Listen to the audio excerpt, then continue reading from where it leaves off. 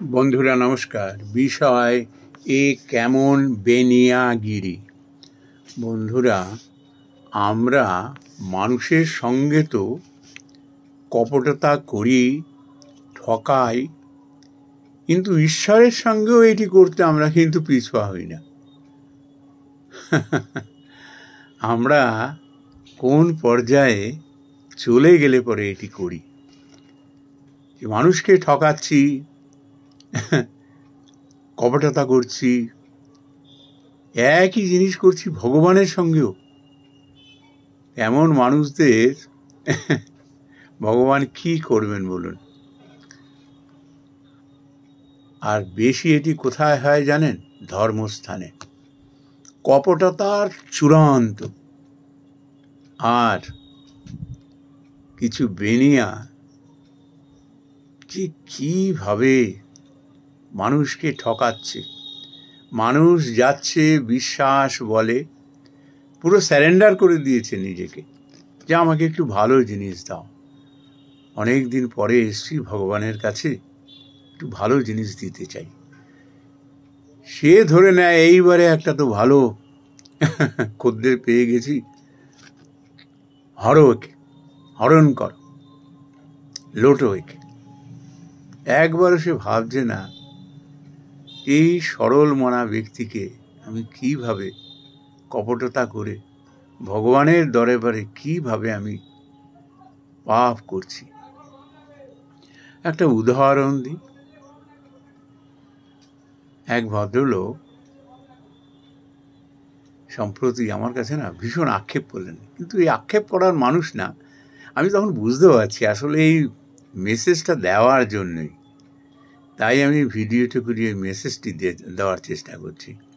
তো তিনি ওই নৈহাটি খেয়া পার হয়ে অরবিন্দ রোড দিয়ে আসছিলেন, তখন কালী মায়ের মন্দিরে উল্টো দিকে কতগুলো দোকান দেখতে পেলেন, সেখানে প্যাড়া বিক্রি হচ্ছে ওই মন্দিরে ডালি দেওয়ার জন্যই।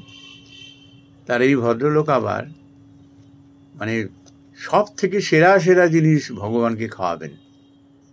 ওনার এটা ভীষণ ভালো লাগে, ওনার এটার হবি, যে কোথায় কি ভালো ভালো জিনিস পাওয়া যায়। তিনি ভাবলেন যে কাছাকাছি তো ভালো প্যাড়া পাওয়া যায় না, এখানে নিশ্চয়ই ভালো প্যাড়া পাওয়া যাবে।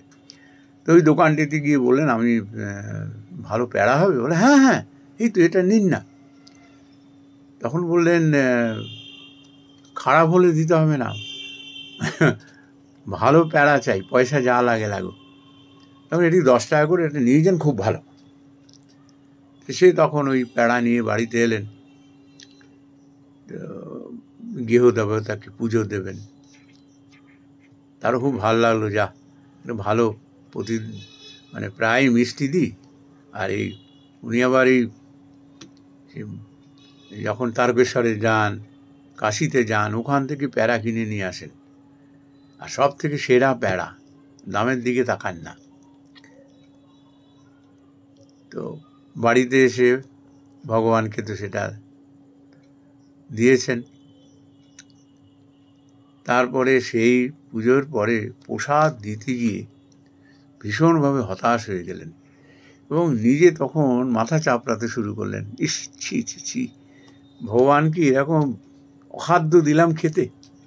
এটা প্যারা না মিষ্টি না কি জিনিস, কতগুলো ওই বোধহয় চিনি টিনি দিয়ে ভেতরে কিছু উল্টো পাল্টা জিনিস মিশিয়ে ওইরকমভাবে ছাঁচে তৈরি খাবার বানিয়ে বিক্রি করছে, আর মানুষকে এইভাবে ধোঁকা দিচ্ছে।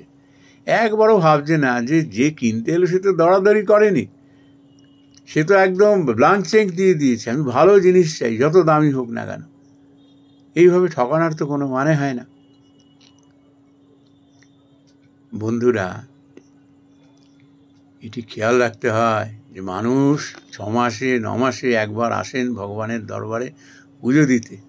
তিনি এসে কিন্তু কখনো দরাদরি করেন না, যে মানুষ ব্লাঙ্ক চেক এইভাবে দিয়ে দেন, আমি ভালো জিনিস চাই, ভগবানকে নিবেদন করব, যে দামি হোক না কেন। তার সঙ্গে এরকম সঠতা করতে নেই। না থাকলে পরিষ্কার বলে দিতে হয় যে না, এখানে সেরম মিষ্টি পাবেন না, সেরম প্যাড়া পাবেন না, এখানে যা আছে আপনি যেরকম বলছেন সেরকম জিনিস হবে না। তাতে কিন্তু বিরাট পাপের হাত থেকে নিষ্কৃতি পাওয়া যায়। ভীষণ পাপ একজনের বিশ্বাসকে, তার ভালোবাসাকে এইভাবে ঠকিয়ে দেওয়া। সে ভদ্রলোক মানে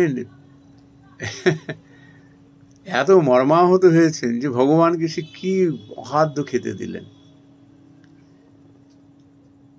যারা এরকম ধরনের ব্যবসা করেন তারা একটু খেয়াল রাখবেন,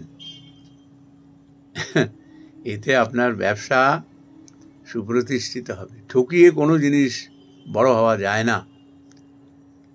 মানুষের বিশ্বাসকে পায়ে মারিয়ে দেওয়া এটা কোনো কৃতিত্বের কাজ নয়।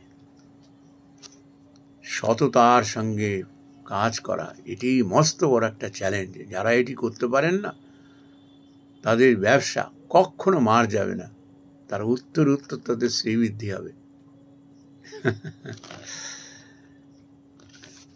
নমস্কার বন্ধুরা।